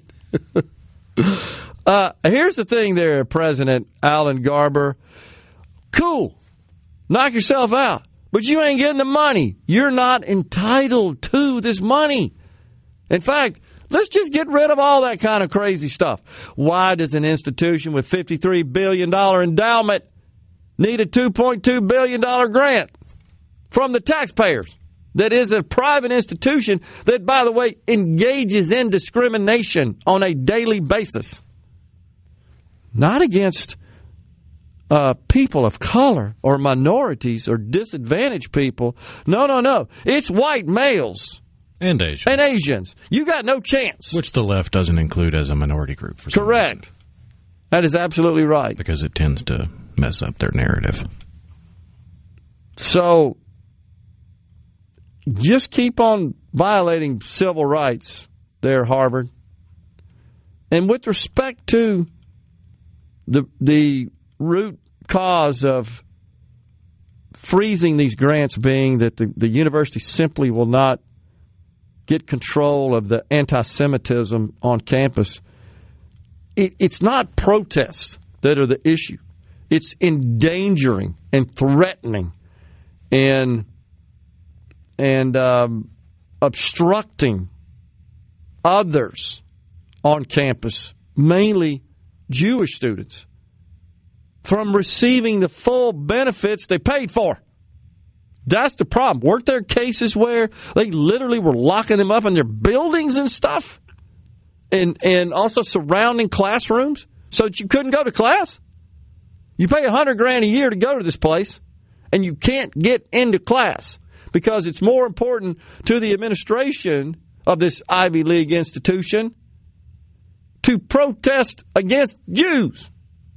Because the idiotic protesters and activists are so self-absorbed and narcissistic that they believe if they can just impose a bit of hardship on someone else, then maybe they'll see it my way, because my way's so perfect. You just haven't heard it. You have to take the time to hear it. That's right up there with, if I just go murder the United Healthcare CEO, we'll call attention to and get some action on healthcare insurance, right? Welcome to the mind of a liberal, a.k.a. the same mind as a 12-year-old little girl. Incredible. And that's speaking ill of 12-year-old little girls, because I imagine there's quite a few of them that are smarter than the average Democrat. No doubt. Well, I'm proud of the president and for the attorney general for sticking to their guns here. You know, do not the Democrats attach all kinds of nutty conditions on money that they dole out to states, to educational institutions? It's the reason prayer is illegal in school. That's true. Yeah. I mean, aren't those all conditions? Don't they always condition that? You got to follow our agenda. And in this case, this By the drinking age in Louisiana is not 18. Real? I didn't know that. Oh, yeah. Way back when the federal government dictated Louisiana, you're going to raise your drinking age to 21 or you're not getting any more road funding. And this is part of the problem, is it not? When, I mean, road funding is in my view, well, that's ridiculous, but it's a little different in that is sort of generic and it's more universal. But directly to a private institute of higher ed that has $53 billion. By the way, I did the math. You could. They've got like 22,000 students. I think it would like last them for 30 years or something. They could pay for every one of them full education with just what they have today, and it grows. I mean, it's if you look at that endowment, it's actually up somewhat. But as long as I can remember, they've been sitting on $50 billion. I mean, going back decades, it was sitting at that. Biggest in the country, if I'm not mistaken. They, Stanford, Yale, University of Texas, all kind of in that same range. It's just incredible. And you know what's really sad? Who knows what these stupid grants are for? You know it's from some crazy crap that is useless to society. But it provides incomes from people that just think they're doing tremendous work for society. But we've got to study whether or not the hamsters prefer polyester or cotton sweaters. It's so true. Man, oh man. And it's only gay hamsters. There you go. We don't care about the straight hamsters. Oh, gosh. It's just really crazy. When you get to be our age, says Keith Invaden, don't know about you, but I don't want to hear the word birthday, but happy birthday. Appreciate that, Keith, really do. Let's see what else we got on the C Spire text line. There's a lot of fraud in the tax system. I know several convenience store owners who pay their employees 50 or 20 hours through the system, and the other 30 or 40 hours they work, pay them cash. Jim from Caledonia reports. Oh, no doubt, Jim. Huge avoidance. Actually, that's not tax avoidance. That's tax evasion. The former, legal. The latter, illegal. Tax evasion, because that's exactly what you're doing. Avoidance means you're taking advantage of tax law and tax provision and tax code to reduce your income tax bite. But paying people cash so that it's not reported, that's felony tax evasion. No doubt. It's a huge problem in the country. It's a huge problem in Mississippi, where we have the least banked state in the country. Their whole lives, these people without bank accounts, are run with cash. Every bit of it. Not a dime of taxes is being paid. They do pay sales taxes when they buy stuff, which is why it'd be preferable to raise money through consumption taxes. Mike in Fannin says, let's investigate this trip by Senator Chris Van Hollen. Was that paid for by the taxpayers? I said, that's just crazy to even think about. He says it is, and happy birthday. Appreciate that, Mike. I vote give in and bring him back to the U.S. with the condition he has to board with the senator. I like that. That's Mike from Columbus. I just don't get the people that are convinced that he did not have due process. He was scheduled for deportation. He got the due process. The judge said, no, you got to go. That was his due process. Then they went and found another judge and pleaded, please don't send me back to that country because the gangs are going to kill me because I'm in this other gang. If I wasn't in this other gang, why would that gang have any problem with me? And the judge gave him a temporary stay. Well, that temporary stay has been removed. So he had the due process. Now he's out of the country. He didn't get sent to the country he didn't want to get sent to. I don't see where the hang-up is here. It's pretty cut and dry to me. Van Hollen is violating the Logan Act, says the Godfather on the C Spire text line. I hope the El Salvadoran president arrests him and sticks him in Garcia's cell. That'd be cool. Let's see what else we got here on the C Spire text line. Gary in the Berg says, happy birthday from your old friend Hans. We'll be visiting SuperTalk headquarters for a visit. Appreciate that, Gary. He also wanted to hear I'm a Man by Chicago. He had that on the all-hit request line. It is a good tune. And let's see, Tim in McGee says, in California, aren't there some places that you won't be arrested for just going and getting stuff as long as it doesn't go over a certain amount? Yeah, that's right, Tim. They literally passed law making all theft below, what is it, Rhino, $900, I think.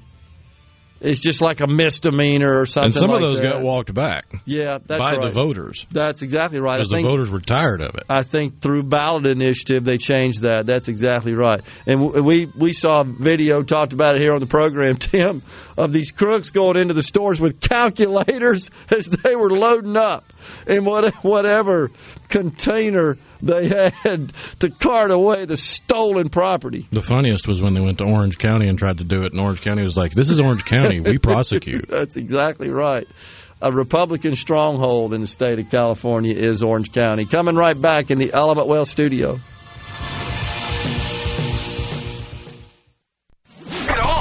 Middays with Gerard Gibert. It is on SuperTalk, Mississippi.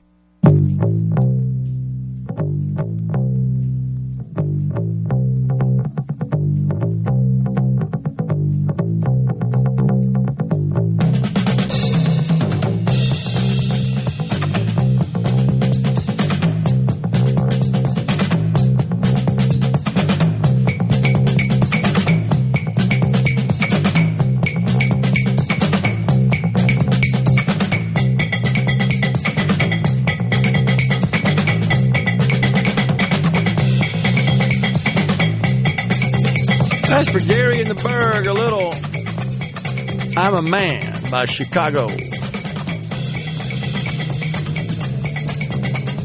I believe on the lead vocals there it was Chicago lead guitarist Terry Kath. Tragically lost his life at a young age, shooting accident. There's actually a double credit for lead vocals on this song. Okay, who else? Terry Kath and Peter Cetera. Okay. That's great. We're back with you in the Element Wealth studio. Once again, we appreciate you joining us today. Don't forget, tomorrow it's Good Friday, and so we've got the best of airing on the shows tomorrow, taking a day off for the Easter weekend. Looking forward to that.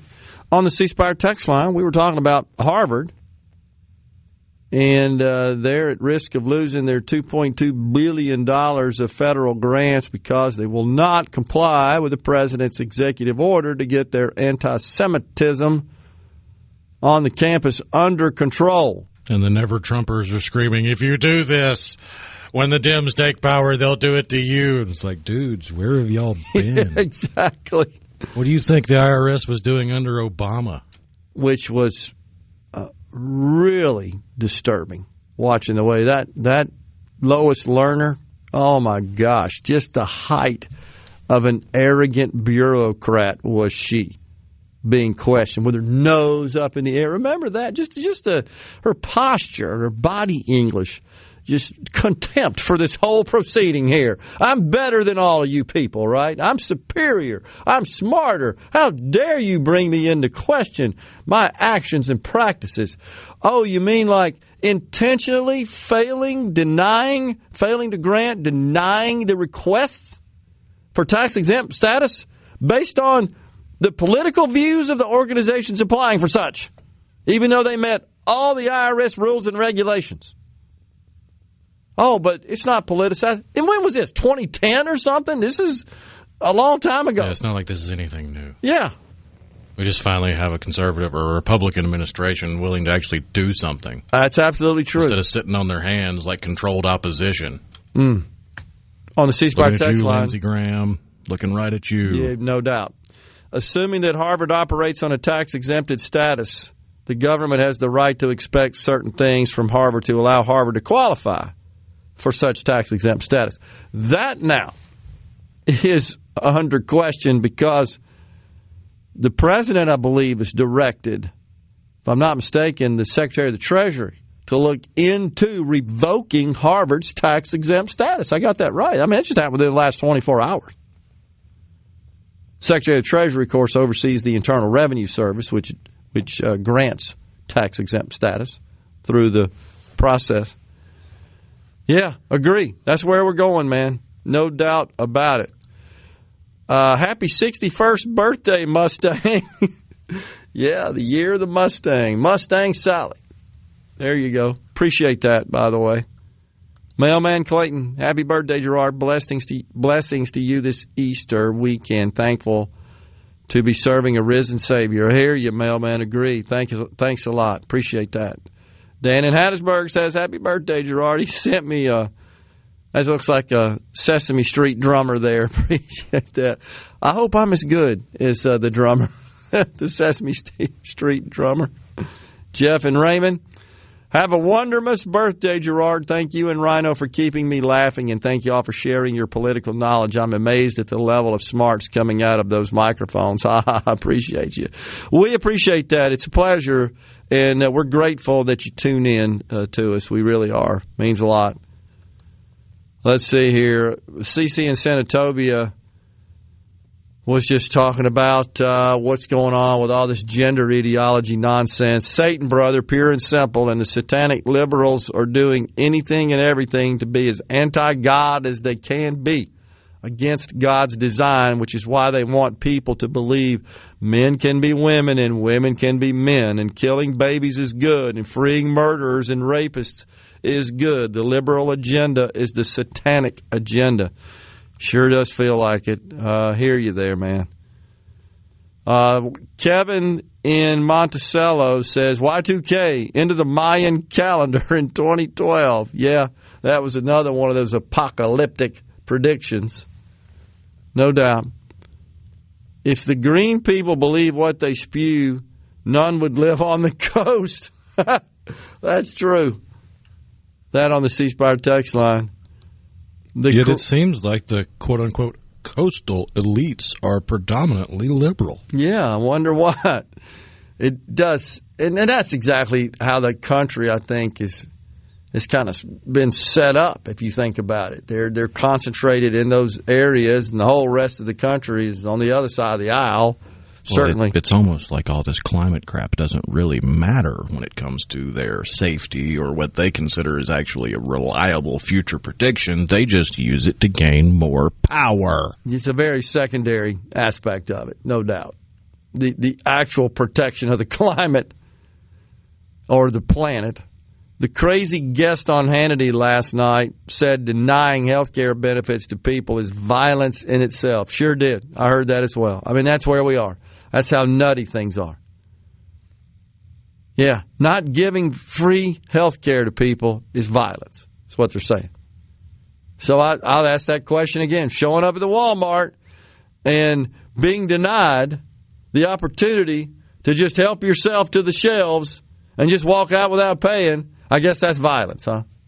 Well, Okay. bear in mind the crazy lady, Taylor Renz, on top of always keeping her thermostat at 87 degrees, which is just one example of her insanity. In the year of our Lord 2024, just last year, a good 4 years after the COVID outbreak, she held a public meet and greet for some of her quote-unquote fans. And it included, in the requirements, COVID testing, proof of vaccination, and masking at all times. Oh, my gosh. Oh, man. Her elevator doesn't go all the way up, but that's a perfect example of what you see and what you get from people on the left. Their elevator stops about 3/4 of the way, because to go farther up would be to question the narratives they've been brainwashed with. Somehow they thrive on and derive some sort of perverse pleasure out of being obsequious. It's just amazing to me. Like somehow this idea of compliance and adherence, I'm better than you because of that. That's what that tells me. Man. Switching gears a bit, the lieutenant governor of the great state of Mississippi, Delbert Hosemann, said yesterday Mississippi needs to plan for a lean budget as President Trump tries to right the ship. Talking about spending.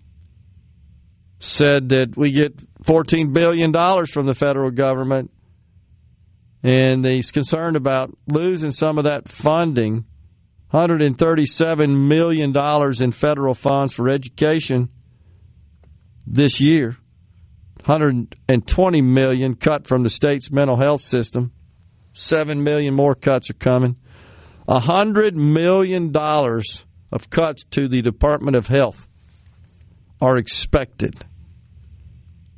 I don't think there's any question that we're going to see continued announcements of cuts of federal money coming our way. The Medicaid program is one that is of paramount concern because it's such a big program, and we receive of the $14 billion we get from the federal government. A lot of that is transportation infrastructure. $7+ billion of it's Medicaid.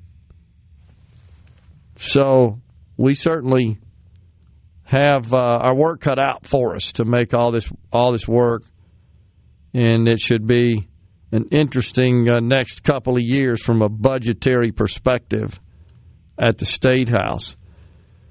Now, in the meantime, even by Elon Musk's estimation, this is not surprising to me, the Doge team is going to fall far short of the target. You remember originally that at an event not so long ago, Elon Musk estimated that during the second Trump administration they could reduce annual federal spending by at least $2 trillion. That was in February. He then cut that down to $1 trillion. Now he's kind of called it a day at $155 billion. He informed the cabinet last week they could expect $155 billion of cuts to the federal budget for fiscal year 2026. That would be October 1 of this year through September 30th of the year 2026. So it's not too optimistic from any significant cuts to spending, especially when you consider that Social Security and Medicare are going to continue to increase. And so that offsets any spending cuts on the other side. We're coming right back with the final segment of Middays. Stay with us.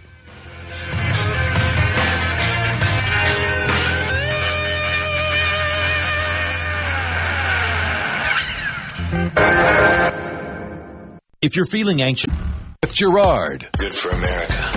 Good for fans of justice and truth. Good for us. SuperTalk Mississippi. This is what we stand for.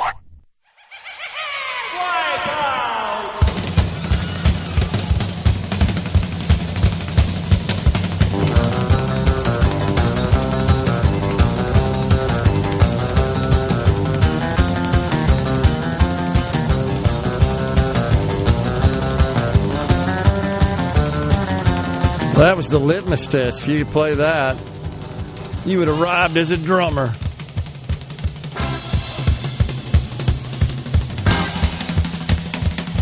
I could do it, except you got to go take a nap after you. It's exhausting. That's the Ventures. I think that was a band with a drummer, 2 guitarists, and a bass player, if I'm not mistaken. May have been 3 guitarists in there. They were all very talented, though. We're back with you in the Element Well studio. Tell the folks about Letitia James. She got her own little set of legal problems. Yeah, she tried to get Trump, take him down for allegedly or quote-unquote lying on his forms to get a better deal from a loan for the bank. Well, now it's come out that she lied on her paperwork to get her mortgage. People from the Daily Caller showed up at the address listed on her mortgage as her primary residence in Virginia to help her get that lower rate. And that primary residence is currently being rented out and has been for the entirety of the time since she had that mortgage. So it's not her primary residence, so I'm fairly certain that's illegal. It's against the law to commit fraud on a mortgage application. Yep. You know, this happened before she went after the president, right? Oh, yeah. Do you not think she wouldn't think to herself before she decided to dive into this whole ordeal against the president? I've done some stuff that's wrong as well, and it's likely to be exposed if I do this. I mean, that's not just a little thing, what she did there, by the way, with her mortgage fraud. That's a big deal, especially for a DA. Isn't that a pretty big deal? Yeah. Wouldn't you think that she would maybe that would just occur to her? I better not do this. Somebody's going to dig and find this dirt on me. Well, the last decade and a half at least of public discourse has been that the Democrats can do no wrong, so maybe she just thought she wouldn't get caught. That's the problem right there. Is that this selective application of the law based on your political ideology, right? It sure seems like that's what's been going on a lot. Why don't we ever see any girls, says Robert and Brandon, who are dressing up as boys trying to compete against biological males? They don't fare very well, Robert. That's pretty much all you need to know right there. I mean, if you really want the perfect example of the difference between men and women when it comes to sports, the U.S. women's national soccer team is considered and has been considered one of, if not the best women's soccer teams in the world for just about as long as women's soccer has been at the world stage with the World Cup. Yeah. And that same U.S. women's national team, made up of adult women in their prime, competing at the top of their game, played a scrimmage match against an MLS team's under-16 boys squad. The under-16 boys squad beat them like 7-1. Is it any surprise?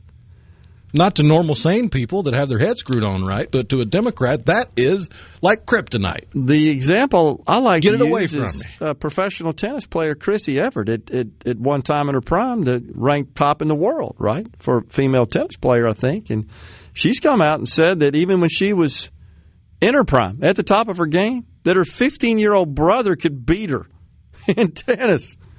And I don't even think he turned pro. So you got essentially an amateur teenager able to defeat the best female tennis player on the planet. Unbelievable. I mean, and so she even said, yeah, this isn't fair. And these are all things that were self-evident for years and eons and generations until the crazy losers on the left decided to rewrite reality to fit their insanity. So true. So just wanted to pass this on the screen on the business channel here in the studio. The president is currently taking questions from reporters in the White House. He's talking about trade negotiations. He said we're doing well in negotiations with all nations. The Dow has shed some of its losses. I think there's a bit of an optimistic mood right now, if you could call it that. It's still down 300 points, but that's a whole lot less than 600 as it was not so long ago.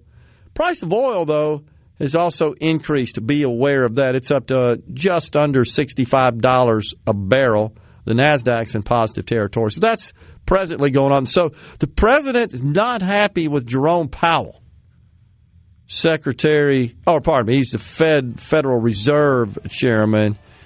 And he's come out and said that the chairman needs to be terminated, I think was the word he used, that Jerome Powell has just been late in his actions, hasn't done a good job. Yeah, he said his termination cannot come fast enough. Those are the president's specific words. Too late and wrong in all caps is what he said about Powell on his social media, Truth Social platform. We'll see. The Fed chairman, on the other hand, said he's worried about stagflation and the impact of tariffs on the economy, and they're staying put. Don't be too optimistic about rate cuts. Folks, have a fantastic Easter. Remember the reason for Easter as we celebrate the resurrection of our Lord. Back with you Monday. Stay safe and God bless. A SuperTalk Mississippi media production.